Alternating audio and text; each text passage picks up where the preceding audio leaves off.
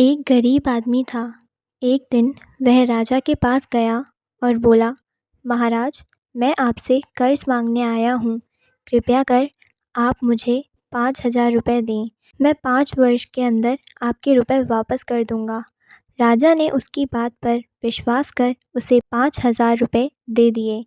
5 वर्ष बीत जाने के बाद भी जब उस व्यक्ति ने राजा के 5,000 रुपये नहीं लौटाए, तब राजा को मजबूरन उसके घर पर जाना पड़ा, लेकिन वहाँ वह व्यक्ति नहीं मिला। जब भी राजा वहाँ जाता, बहाना बनाकर उसे वापस भेज दिया जाता। एक दिन फिर राजा उस व्यक्ति के घर गया। वहाँ और कोई तो नहीं दिखा, एक छोटी लड़की बैठी थी। राजा ने उसी से पूछा, तुम्हारे पिताजी कहाँ हैं? लड़की बोली, पिताजी स्वर्ग का पानी रोकने गए हैं। राजा ने फिर पूछा, तुम्हारा भाई कहाँ है? लड़की बोली, बिना झगड़ा करने गए हैं। राजा की समझ में एक भी बात नहीं आ रही थी, इसलिए वह फिर पूछता है, तुम्हारी माँ कहाँ है? लड़की बोली, माँ 1 से 2 करने गई हैं। राजा उससे इन उलझुल जवाब से खिंच गया। वह गुस्से में पूछता है, और तुम यहाँ बैठी क्या कर रही हो? लड़की हंसकर बोली, मैं घर बैठी संसार देख रही हूँ।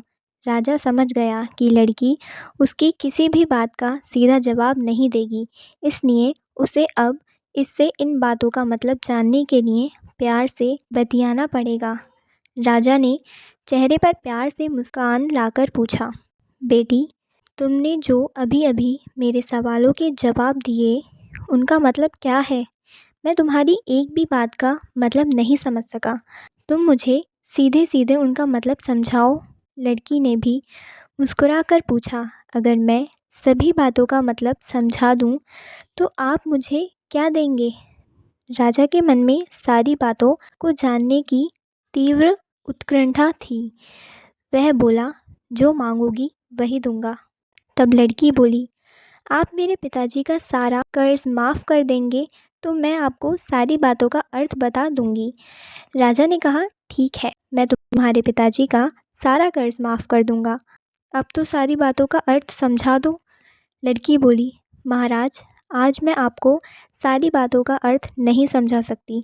कृपया कर आप कल आएँ, कल मैं ज़रूर बता दूंगी। राजा अगले दिन फिर उस व्यक्ति के घर गया। आज वहाँ सभी लोग मौजूद थे। वह आदमी, उसकी पत्नी, बेटा और उसकी बेटी भी। राजा को देखते ही लड़की ने पूछा, महाराज, आपको अपना वचन याद है या ना? राजा बोला, हाँ, मुझे याद है। तुम अगर सारी बातों का अर्थ बता दो तो मैं तुम्हारे पिताजी का सारा कर्ज माफ़ कर दूंगा। लड़की बोली, सबसे पहले मैंने यह कहा था कि पिताजी स्वर्ग का पानी रोकने गए हैं। इसका मतलब था कि वर्षा हो रही थी और हमारे घर की छत से पानी टपक रहा था।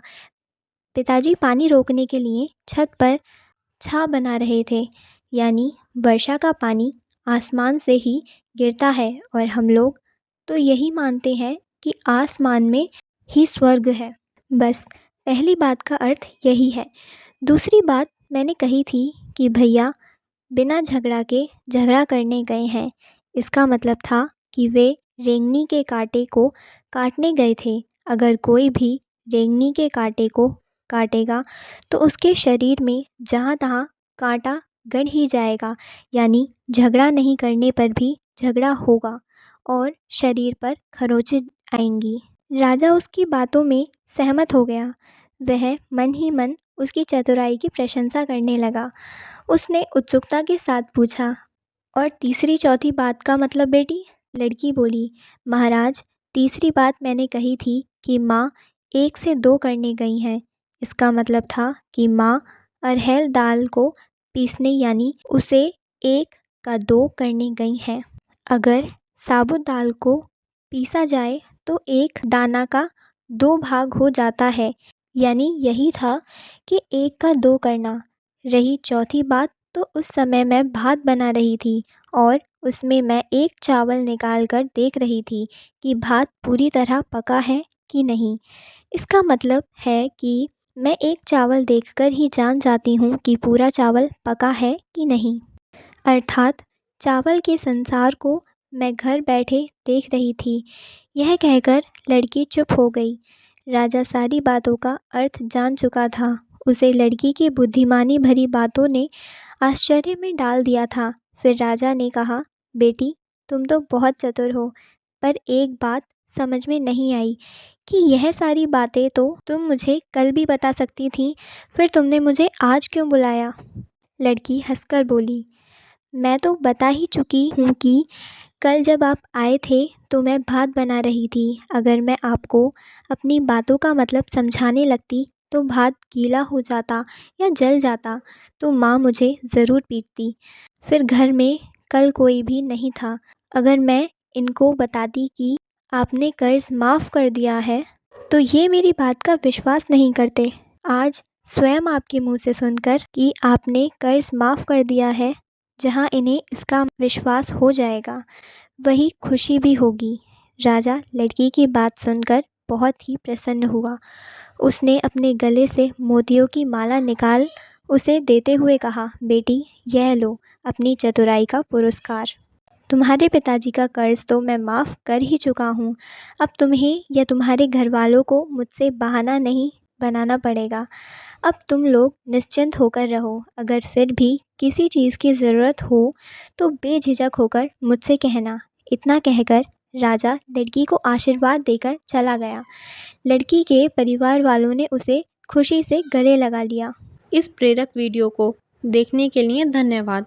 हमारे चैनल को सब्सक्राइब करना ना भूलें और अधिक अविश्वसनीय कहानियों के लिए हमसे जुड़ें।